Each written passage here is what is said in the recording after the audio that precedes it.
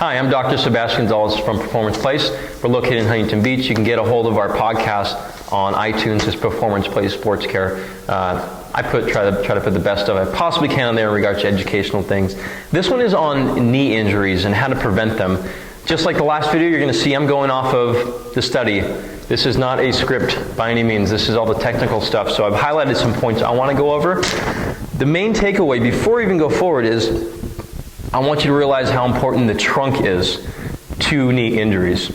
And this study is one that was actually pulled out of the American Orthopedic Society for Sports Medicine. It is from 2000 and, gosh, I don't see it on here. I believe it's like 2010. But either way, they were talking about female versus male athletes. What is the biggest predictive measure of injury for knee injuries? And this one was a really cool one. It's a large-scale study. It had 277 people in it. And what they did was they tested mainly trunk stabilization. They actually put people in, actually I'll find the picture and bring it up to here. So if you could see that. They put people in these, kind of in this little box it looks like, and the arm, or the line coming from the body is basically vectors of force, and they were put on by magnets. And basically what happened, if you imagine this right here on me, imagine me just closing my eyes. This is not exactly what they did in the study, but this will probably help you visualize it. They came up and they were so pulling from all directions here, and suddenly they release one. So release this one from the side, I would tilt this way, because I'm fighting it, because it's enough weight, or I got to fight against it, right? So basically what they measured from these stimulus, the athlete didn't know where they were coming from, is they measured how well can they stay in an upright position as soon as the thing goes. So it's an isometric contraction. It's not a concentric or eccentric one, really. It's mainly, can they hold a position? And this is very prevalent even with runners with hip drop. You see that their trunks basically can't control the rest of their body when they're running. So what they found was a couple different things on female versus male athletes. Now, female athletes, they found that the largest predictive indication of injury, so lateral displacement was the strongest predictor of ligament injury in the knee in women.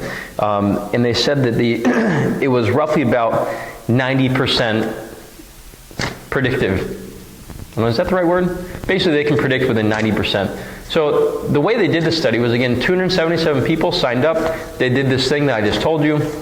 They followed them for 3 years, and they figured out which people had knee injuries. And by knee injury, they even subcategorized it, and they said it was basically an injury to the knee defined as ligament, meniscal, or patellofemoral. They weren't counting things such as fractures or trauma, bone bruises, and everything of that nature, which I think was very fair, because those aren't really prediction. They wouldn't have anything to do with how a person works. You just come up and hit them with a hatchet. I don't think it should be considered as an injury in the study.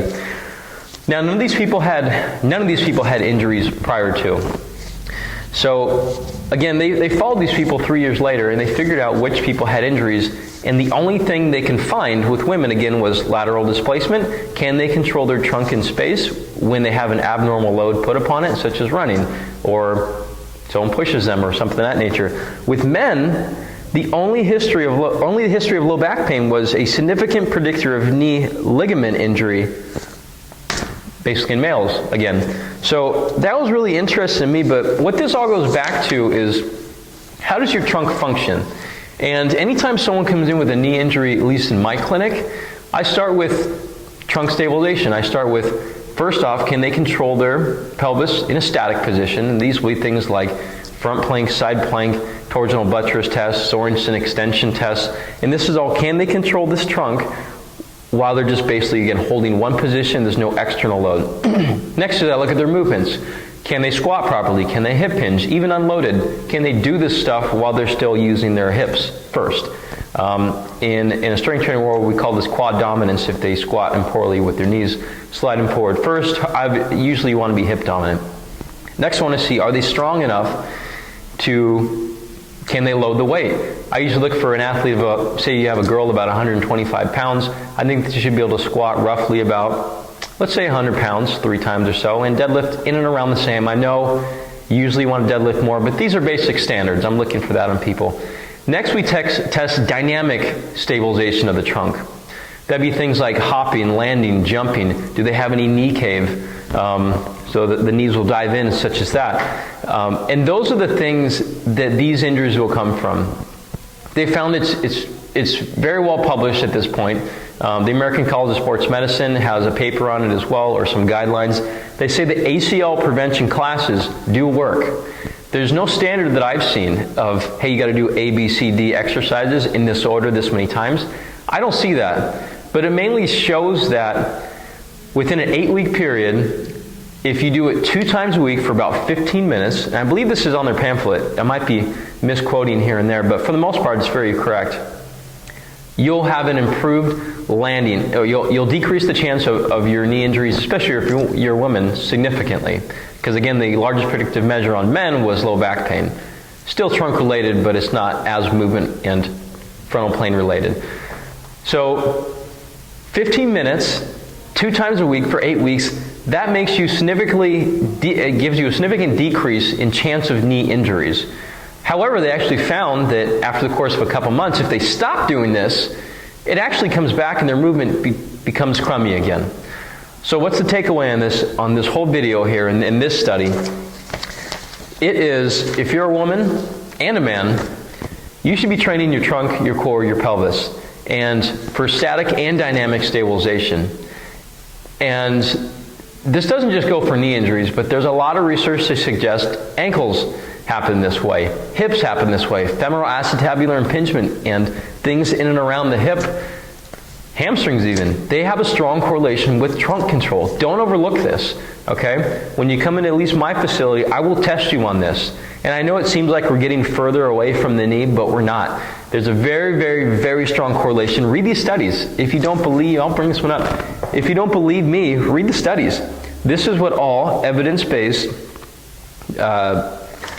sports injury clinics, physical therapy clinics use. They should use. It's not all hearsay. It is in the research and it's right. So if you have any questions, comments for me, things you want me to talk about, just contact me on the website. That's p2sportscare.com. Again, p2sportscare.com. Go to our podcast. It's on iTunes. It's performanceplacesportscare.com.